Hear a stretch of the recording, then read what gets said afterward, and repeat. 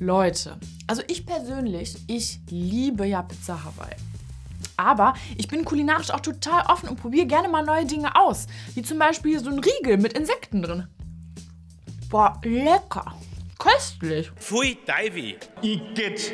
Ja, nicht allen schmecken solche Insektenriegel. Aber den beiden Herren hier von der AfD schmecken Insekten allgemein nicht so wirklich. Und schon gar nicht das hier. Das heißt, jetzt sind nicht nur mehr Insekten zum Verzehr zugelassen, sondern auch Nudeln oder Brot mit Insektenmehl könnten in Zukunft häufiger im Supermarktregal stehen. Wir sagen Nein zu Ungeziefer in Lebensmitteln. Insekten sind nicht harmlos. Sie tun so, als ginge es ihnen um die Gesundheit der Menschen und dann mischen sie den Leuten heimlich Käfer ins Essen. Okay, Insekten sind echt nicht jedermanns Geschmack, verstehe ich. Aber die AfD hat ja echt einen richtigen Hals. Und sie ist nicht die einzige Partei. Nicht nur in Deutschland beschwert sich die politische Rechte. Der Protest kommt vor allem von rechtspopulistischen und teilweise rechtsextremistischen Parteien wie die Fratelli d'Italia in Italien, die einen Aufstand dagegen machen. Jetzt mal im Ernst, habe ich irgendwas verpasst? Seit wann und vor allem warum haten Rechtspopulisten Insekten in Lebensmitteln? Auch bei uns in Deutschland. Es ist ja sogar von Ungeziefer die Rede und davon, dass uns die Krabbeltierchen heimlich ins Essen gemischt würden. Das klingt echt alarmierend. Was ist dran an den Bedenken der AfD? Wir haben uns genauer angeschaut, wieso die Partei so krass vor der neuen EU-Verordnung warnt. Und ich kann euch schon mal so viel verraten, da steckt einiges mehr dahinter, als ihr jetzt vielleicht denkt. Eine reine Geschmacksfrage ist die ganze Sache wohl eher nicht. Los geht's. Insektenburger und Riegel, das ist ja jetzt nichts so ganz Neues. Ich erinnere mich dran, dass hier und da schon seit ein paar Jahren Produkte mit Insekten verkauft wurden. Warum gibt es denn gerade jetzt so eine Aufregung um das Thema Insekten in Lebensmitteln? Ich weiß, Leute, beim Thema Krabbeltiere denkt ihr als erstes hier ran.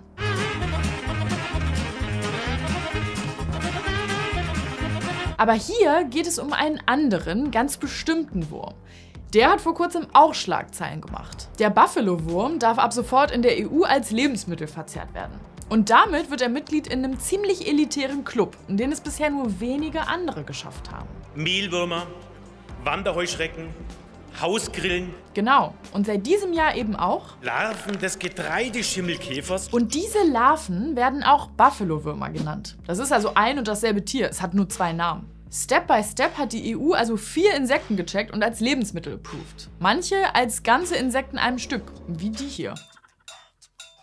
Andere dürfen in verschiedenen Formen, zum Beispiel gefroren, getrocknet oder in Pulverform verzehrt werden. Das erste Insekt wurde schon 2021 zum Verzehr zugelassen. Das war der getrocknete Mehlkäfer als Larve. Der gelbe Mehlwurm, den kennt ihr bestimmt. Damit der gelbe Mehlwurm für den Verzehr in der Europäischen Union zugelassen werden konnte, mussten die Unternehmen einen Antrag stellen. Das ist Lena Schipanski. Sie ist Biologin und arbeitet als wissenschaftliche Mitarbeiterin an der Uni Osnabrück und forscht zu nachhaltiger Ernährung. Was sie hier für den gelben Mehlwurm erklärt, ist allgemeingültig. Für jedes Insekt und für jede Verarbeitungsform eines Insekts muss so ein Antrag gestellt, geprüft und genehmigt werden. Ein Antrag wird nur genehmigt, wenn das Insekt für die menschliche Gesundheit kein Sicherheitsrisiko darstellt. Bei dem Zulassungsantrag müssen die Unternehmen unter anderem das Herstellungsverfahren und die genaue Zusammensetzung des neuartigen Lebensmittels beschreiben. Solche Anträge können Unternehmen seit ein paar Jahren stellen, genauer gesagt seit 2018. Insekten gelten seitdem offiziell als Novel Foods. Das sind alle Lebensmittel, die vor 1997 nicht in nennenswertem Umfang in der EU für den menschlichen Verzehr verwendet wurden. Wenn bei der EU solche Anträge eintrudeln, gibt die EU-Kommission sie weiter an die Europäische Behörde für Lebensmittelsicherheit. Und die prüft dann alles auf wissenschaftlicher Basis. Wenn alles safe ist, kann die EU-Kommission die Zulassung des Insekts dann beschließen. Ab dann gilt für jedes Produkt mit dem neu zugelassenen Insekt,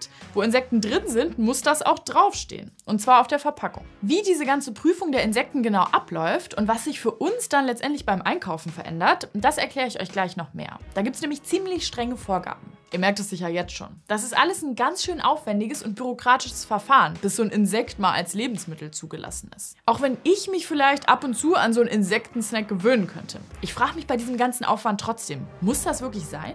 Wir haben doch schon genug Auswahl an Nahrungsmitteln. Wenn ich einkaufen gehe, dann denke ich schon immer, dass die Supermarktregale aus allen Nähten platzen, oder? Die EU begründet den ganzen Heckmeck um die Insekten so: Sie sind eine alternative Proteinquelle. Mit der wachsenden Weltbevölkerung wird die Nachfrage nach proteinreichen Nahrungsmitteln wie Fleisch ansteigen. Und genau da bieten Insekten im Gegensatz zu anderen Lebensmitteln einen riesen Vorteil, sagt Lena Schipanski. So haben beispielsweise Mehlwürmer und Grillen einen höheren Anteil an essbarer Körpermasse als herkömmliche Nutztiere wie Rinder, Schweine und Hühner. Außerdem erfordert die Produktion von Rinder-, Schweine- und Hühnerfleisch deutlich mehr Landfläche und Wasser als die Produktion von Mehlwürmern und Grillen. Okay, klingt jetzt erstmal nach einer sinnvollen Sache, wenn es um nachhaltige Ernährung geht. Manche Unternehmen wittern gerade da vielleicht auch ihren USP. Toastbrot aus der ganzen Getreideschimmelkäferlarve oder so. Und auch wenn man persönlich jetzt nicht so Bock auf Insekten im Essen hat, kann man ja weiter zu herkömmlichen wurm- und grillenfreien Produkten greifen. Steht ja drauf, ob Insekten drin sind oder nicht. Nicht mit uns, meine Damen und Herren. Ungeziefer hat in wertvollen Lebensmitteln nichts zu suchen. Die AfD ist trotzdem sehr kritisch und will die neue EU-Verordnung zum Buffalo-Wurm so nicht stehen lassen. Da scheinen einige also wirklich ernsthaft besorgt zu sein wegen der Insekten. Was fordert die AfD jetzt? Die AfD hat zu dem Thema 2 Anträge in den Bundestag eingebracht. Kurz zusammengefasst: Wenn schon Insekten in Lebensmitteln, dann soll das verbraucherfreundlich gekennzeichnet sein. Und die Regierung müsse die Leute sofort über Gesundheitsrisiken beim Verzehr von Insekten aufklären. Der Bundestag hat Mitte März über die Anträge diskutiert. Schauen wir uns mal die beiden AfD-Abgeordneten genauer an, die sich vor kurzem zu dem Thema im Bundestag geäußert haben. Sie hatten hier schon ihren Auftritt. Wir sagen Nein zu Schädlingspulver. Wir sagen Nein zu Ungeziefer in Lebensmitteln. Zu dieser Politik wie zu diesem Essen fällt mir nur ein Wort ein: Igitt. Das sind Peter Felser und Martin Sichert von der AfD-Fraktion im Bundestag. In ihren Reden begründen sie ihre Meinung zum Insektenthema. Und diese Gründe, die schauen wir uns jetzt mal genauer an. Here we go. Peter Felser findet Insekten eklig. Warum empfinden denn viele Menschen in unserem Kulturkreis einen instinktiven Ekel, wenn es um Würmer und Schaben im Essen geht? Weil das komplette Insekt inklusive Magen-Darm-Trakt verarbeitet, pulverisiert und beigemischt wird. Wie irre ist das denn? Pfui, Deiweh. Ich bin ehrlich, Magen-Darm-Trakt klingt jetzt echt nicht so appetitlich. Ist schon nachvollziehbar, dass da jetzt nicht alle Leute so drauf abgehen. Gleichzeitig essen wir ja aber auch Würstchen, die auch in Tierdarmen sind, oder? Aber Felser ekelt sich ja wirklich extrem. Ich habe dazu mit der Politikwissenschaftlerin Paula Diehl gesprochen. Und die hat mir erzählt, dass Felser von der AfD mit seiner Aussage, wie eklig es sei, Insekten zu essen, noch mehr bezwecken würde. Das ist eine ganz tolle Abbiegung des Diskurses. Ja? Er ruft erstmal diese instinktiven Ekel gegenüber Insekten. Der Ekel ist eigentlich kulturell gelernt. Und dann gibt er eine rationale Erklärung dafür, nämlich weil der Magen-Darm-Trakt mit bemalt wird. Also der instinktive Ekel hat mit dem Magen-Darm nichts zu tun. Hier versucht die AfD also zu erklären, warum es ganz normal sei, Ekel zu empfinden. Das Ding ist, an sich ist so ein Ekelgefühl tatsächlich ein natürlicher Instinkt. Im Hinblick auf Nahrungsmittel ist Ekel evolutionär betrachtet ein Schutzmechanismus, der die Aufnahme potenziell gesundheitlicher Substanzen verhindert und somit vor physischen und psychischen Schäden schützt. Trotzdem ist nicht alles, was wir erstmal eklig finden, auch wirklich gefährlich. Vor solchen Schäden und Gefahren durch Insekten im Essen warnt die AfD aber besonders eindringlich. Studien weisen darauf hin, dass der Verzehr von Insekten gefährliche Allergien auslösen kann. Mit Allergien ist ja auch nicht zu spaßen. Da kann man schon Zweifel kriegen. Was ist denn da jetzt dran? Menschen mit einer Lebensmittelallergie sollten vorsichtig beim Verzehr von Insekten sein. Okay, good to know. Aber im Vergleich mit Hühnern, Schweinen und Rindern geht von Insekten kein höheres Risiko für die Übertragung von Infektionskrankheiten aus, die durch Bakterien, Viren oder Parasiten verursacht und vom Tier auf den Menschen übertragen werden könnten. Obwohl Insektenessen also aus wissenschaftlicher Perspektive für die meisten Menschen nicht gefährlicher ist als eine ordentliche Schweinshaxe, fügt die AfD noch hinzu, es ist nicht nur eklig, sondern es gehöre auch nicht zu Unserem Kulturkreis. Man kann da auch von einem sogenannten kulturellen Ekel sprechen. Der ist wohl gerade in westlichen Ländern gegenüber Insekten ziemlich stark ausgeprägt. Besonders gewachsen sei diese krasse Abneigung gegenüber Insekten nochmal mit der Industrialisierung. Das ist aber nicht überall so. Schätzungen zufolge essen mehr als 2 Milliarden Menschen regelmäßig Insekten. Besonders in Teilen Lateinamerikas, Afrikas und Südostasiens ist der Verzehr von Insekten längst total üblich. Im internationalen Vergleich sind Deutschland und Europa da eher die Außenseiter. In Deutschland dürfen insektenhaltige Produkte erst seit 2018 vertrieben werden. Insektensnacks sind hier aber bis heute keine Verkaufsschlager geworden. Das heißt, die deutsche Küche steht gerade eher nicht kurz davor, von Insektenspeisen überrollt und verdrängt zu werden, würde ich sagen. Also ich habe jetzt in meinem Wirtshaus des Vertrauens noch keine Insekten-Kohlroulade gesehen. Wenn die AfD sagt, es gehöre nicht zu unserem Kulturkreis, dann geht es dabei vielleicht auch eher um die Angst vor etwas Neuem. Das ist auch ein Produkt von der Kulturveränderung. Und diese Vorstellung, dass Kultur immer gleich bleibt, spielt hier auch eine Rolle. Wenn wir immer Ekel haben, dann bedeutet das was, dann ist es was Natürliches, das kann sich gar nicht ändern. Also müssen wir dementsprechend agieren und keine Insekten essen oder zumindest diese Verordnung nicht billigen. Da die Verordnung jetzt aber abgesegnet wurde, steht für die AfD auch fest, wer uns das ganze Insektenessen eingebrockt hat. Die EU-Kommission. Sogar von Betrug ist die Rede. Aber von vorne. Die AfD kritisiert, dass die EU uns vorschreiben würde, Insekten zu essen. Wie kann es sein, dass unsere sogenannten Eliten, dass diese Eliten aus Brüssel und aus Davos sich mit Champagner und Rindersteaks vollstopfen? In Davos wochenlang vor dem Event die Escort-Agenturen ausgebucht waren, aber uns vorschreiben wollen, welche Autos wir fahren dürfen und dass wir Ungeziefer essen sollen. Nicht mit uns, meine Damen und Herren. Dass Faeser hier gegen die Eliten wettert, ist kein Zufall, hat Paula Diehl mir erzählt. Also das sind dann Motiven aus dem populistischen Lager, die sagen, die Elite ist was Besseres, macht sich nur die Regeln für sich selbst und das Volk muss dann das machen, was die Elite sagt. Und das ist natürlich schlechter Insekten anstatt ein Steak. Der Hauptpunkt der Kritik ist die Vorstellung eines Betrugs. Und zwar, dass diese Kennzeichnungspflicht nicht deutlich macht für die Konsumentinnen, dass es da Insekten drin sind. Martin Sichert zum Beispiel spricht davon. Wir halten es für falsch, dass man an der Öffentlichkeit vorbei in zahlreiche Lebensmittel gemahlene Insekten geben darf. Wenn das stimmt, hätte die AfD tatsächlich eine große Sache entlarvt. Ist da was dran? Paula Diehl hat mir gesagt, das ist ein Vorwurf, den man der EU bei vielen anderen Produkten machen könnte.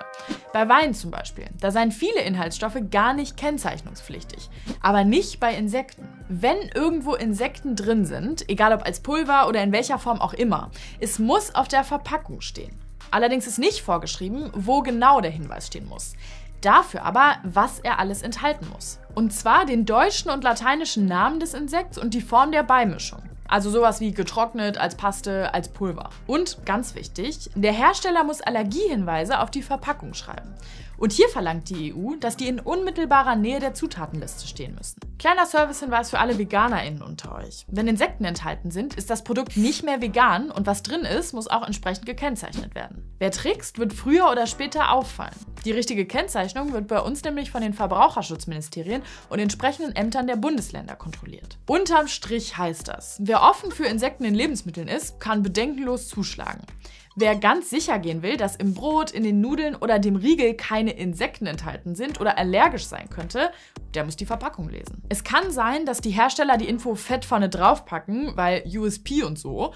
Genauso gut ist es aber auch möglich und rechtlich okay, den Hinweis nur klein hinten drauf in die Zutatenliste zu packen. Und genau das kritisiert die AfD. Selbstverständlich steht es jedem frei, diese Produkte mit Schädlingspulver zu essen. Doch diese Wahlfreiheit kann nur unter der Prämisse stehen, dass die Käufer auch wissen, was da jeweils drin ist. Es kann doch nicht sein, dass der Einkauf im Supermarkt zur Detektivarbeit wird. Wenn man es wie die Bundesregierung schon zulässt, dann muss man die Bevölkerung über die Risiken aufklären. Daher fordert die AfD, dass die Bevölkerung explizit informiert wird und dass die Kennzeichnung in Deutschland transparenter sein soll. Das könnte zum Beispiel heißen, dass sie vorne drauf zu lesen sein oder sogar ein vorgeschriebenes Wording haben muss. Damit wäre tatsächlich schneller erkennbar, ob in einem Produkt Insekten drin sind. Man muss aber auch sagen, wer keine Gelatine oder keine Nüsse essen will oder kann, muss auch genauer auf die Verpackung gucken. Vom Betrug oder heimlich ins Essen mischen kann jedenfalls keine Rede sein. Das ist einfach falsch. Es ist nicht heimlich, es ist deklariert. Die AfD macht der EU-Kommission also zu Unrecht diese harten Vorwürfe. Es ginge allerdings noch härter. Eine noch krassere Erzählung, die immer wieder in populistischen Reden zu anderen Themen auftaucht, ist der Vorwurf, die Eliten vergiften die Bevölkerung, sagt Paula Diehl. Zum Beispiel glauben ja einige Verschwörungsgläubige, dass die Kondensstreifen, die Flugzeuge am Himmel hinterlassen, in Wirklichkeit giftige Chemikalien sind, die auf uns niederregnen. Sogenannte Chemtrails. Die Politik würde uns damit gezielt schaden wollen, es aber nicht zugeben. Hier müssen wir deutlich sagen, von einer gezielten Vergiftung zu sprechen, so weit geht die AfD nicht. Sie spricht zwar von Ungeziefer. Das ist ein ganz klaren Abruf des Ekels und setzt auch Insekten mit Ungeziefer gleich. Das ist sogar schlimmer als Schädlingen. Bei Schädlingen könnte man unter Umständen essen, aber Ungeziefer eben nicht. Trotzdem überschreitet die AfD eine gewisse Grenze nicht. Diese Grenze, ab der sie wirklich davon spricht, die EU wolle uns bewusst schaden, an der kratzt die AfD jedoch immer wieder, sagt Paula Diehl. Diese Grenze nenne man auch Grenze des Sagbaren. Also nicht nur in diesem Diskurs, sondern bei der AfD insgesamt wird immer mit den Grenzen des Sagbaren gespielt. Populistische Politikerinnen retten sie sich immer, dass sie sagen, das sage ich gar nicht, das ist das Volk. Ich gebe es nur weiter. Die Frage ist da natürlich, wer hat es zuerst gesagt? Die AfD oder das Volk? Greift die Partei wirklich Bedenken und Vorwürfe der Bevölkerung auf? Oder setzt eher die AfD den Leuten diesen Floh ins Ohr, dass Insektenessen gefährlich ist und die EU uns bevormunden will? Das lässt sich am Ende nicht nachweisen. In den sozialen Medien sieht man auf jeden Fall, es gibt durchaus Leute, die die Meinung der AfD teilen. Einige haben gesundheitliche Bedenken, andere nennen die EU-Kommission Verbrecher und wittern Betrug. Das hier sind zum Beispiel Kommentare zu einem Post der EU-Kommission, in dem es um die neue Insektenverordnung geht. Das ist natürlich nur eine Auswahl. Es gibt da durchaus auch Leute in den Kommis, die neue Verordnung gut finden und unbesorgt sind. Und auch die AfD kann mit ihrer Aufregung nicht bei allen punkten. Im Bundestag zumindest bei niemandem. Die anderen Fraktionen haben sich zwar auch zu den Anträgen der AfD geäußert, aber wirklich keine andere Partei im Bundestag hat am Rednerpult daran gezweifelt, dass die Zulassung der Insekten durch die EU sicher und sinnvoll sei. Wenn so ein Kalb oder so ein Lamm sie nett anguckt, warum soll man das essen, aber die Heuschrecke nicht? Wenn es nach Ihnen ginge, dann gäbe es verpflichtend in Deutschland täglich in den Kantinen, in den Mensen Bauchspeck und dann würden die Kinder noch mit Lebertran großgezogen werden. Das Risiko, dass sich der menschliche Stoffwechsel unbemerkt mit Insekten beschäftigen muss, ist bei Himbeeren und Pflaumen aus dem heimischen Garten weitaus höher als bei Keksen. Das Thema Insekten in Lebensmitteln eignet sich hervorragend für Aschermittwochsreden in irgendwelchen niederbayerischen Bierkellern. Das hat mich dann doch etwas überrascht. Niederbayerische Bierkeller? Ob damit wohl auf diesen Parteikollegen hier angespielt wurde? Immerhin hat Markus Söder am politischen Aschermittwoch das hier gesagt. Vor 3 Jahren hieß es, rettet die Bienen und jetzt futtert die Käfer, liebe Freundinnen und Freunde. Wir essen lieber Schweinsbraten statt Insekten oder Madenmüsli. Und wenn ihr das wollt, liebe Grüne, dann könnt ihr das Zeug selber fressen. Wir machen das nicht. Niemals. Anders als die AfD fühlt Söder sich von den Grünen gedrängt, Insekten zu essen. Obwohl die mit der EU-Entscheidung nicht direkt was zu tun haben. So ganz alleine ist Söder in der Union mit seiner Skepsis gegenüber Insekten in Lebensmitteln aber nicht. In der Hamburger Bürgerschaft hat die CDU, genau wie die AfD, den Senat aufgefordert, im Bund eine besondere Kennzeichnungspflicht zu pushen. In getrennten Anträgen allerdings. Aber die Hamburger AfD geht da weiter als die CDU und fordert, die Stadt Hamburg solle Vorreiter im Kampf gegen Insekten in Lebensmitteln werden.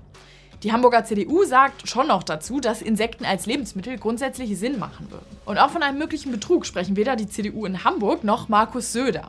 Bei der AfD klingt das anders. Richtig alarmiert. Dann haben sie diese Art der Kommunikation, die suggeriert, das ist alles ganz dringend. Ja, und das ist ganz schnell müssen wir reagieren. Daher wohl auch die Anträge der AfD im Bundestag.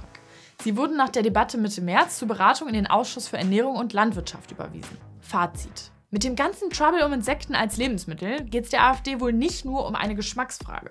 An der Debatte lässt sich ziemlich gut erkennen, dass dahinter auch eine Strategie steckt, mit der WählerInnen beeinflusst werden sollen. Eine der Strategien von populistischen und rechtspopulistischen Parteien ist, Massenaufmerksamkeit zu generieren durch starke Dramatisierung von Problemen, durch Verkürzung von Aussagen, nämlich wir können keine Insekten essen, das ist eklig. Das wäre die ganz starke Verkürzung und man versucht uns jetzt zu zwingen, Insekten zu essen, was gar nicht der Fall ist, aber das ist in dem Moment egal. Das ist sozusagen das Populismus einmal-eins, das die AfD im Vergleich zu den anderen Parteien im Deutschen Bundestag besonders oft anwendet und bis an die Grenze des Sagbaren ausreizt. Was dadurch aber auch passiert, ist berechtigte Sorgen, etwa wegen möglicher Allergien oder die Frage, wie ich erkennen kann, in welchen Produkten Insekten enthalten sind, werden von der AfD kaum faktenbasiert beantwortet. Über die Art der Kennzeichnung könnte man ja sogar noch mal reden.